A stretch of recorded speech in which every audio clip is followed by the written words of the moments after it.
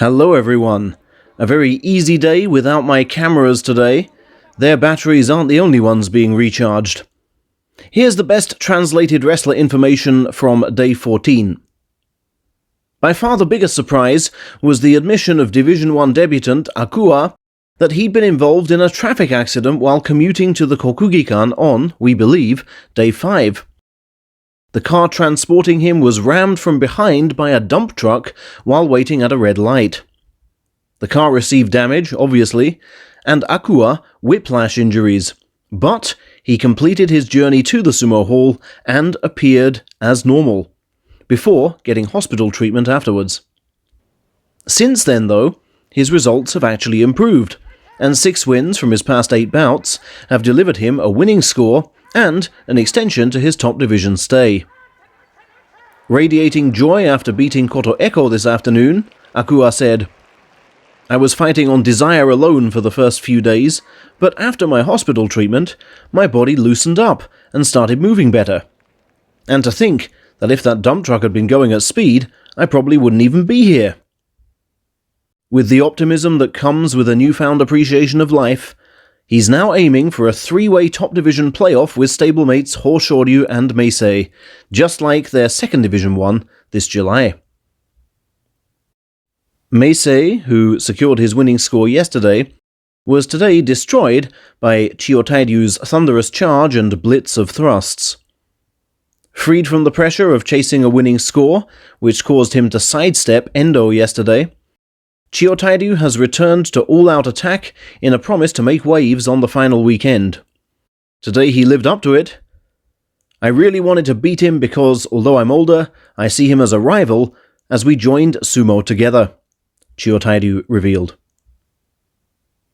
Veteran Tokushoryu made his first winning score since taking the January title with a routine win over Kotonowaka, who turned 23 on Thursday. "I was surprised by his move for the outside right, that's not like him. But I got my standard attacking stance together, so no problem," Tokushoryu said.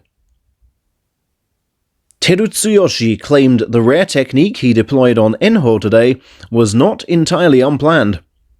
He won the match by Sotokomata, the thigh scoop and drop, which according to NHK hadn't been seen in this division since January 2005, when Kyokushuzan used it on Kasugao.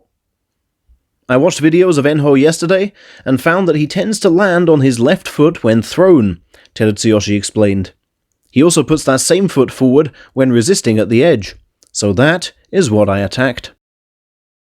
Later on, the rise of Kotoshoho continued. The division's youngest man hurled himself into Takayasu multiple times and sent the ex-Ozeki crashing down for an 8th win at Maegashira 5 and a guaranteed shot at both Hakuho and Kakuryu if they return to the ring next time. "Coach Sadogatake told me to be relentless in the advance and give me something to build on for next tournament," the young man told NHK. "Fighting the higher rankers this time has been a great experience, which I really want to utilize in my future development. Of course I wanted to fight well for retiring stablemate Kotoshogiku. And I'll be especially focusing on my Tachi-ai tomorrow." NHK guest commentator coach Oguruma described Kotoshoho, who belongs to his group of stables, as fighting like a youngster with bags of enthusiasm and yet without showiness. "He's really announced himself with sumo like that, and he's got to be aiming for Ozeki level." As is Takanosho, by the way, who bullied Terunofuji with his awesome right thrusts to secure 8 wins at Sekiwake. "That's my kind of Tachi-ai," he told NHK. "He's been going so well, so the win is a confidence booster. I was anxious in the first few days of my Sanyaku debut, but I've now settled down.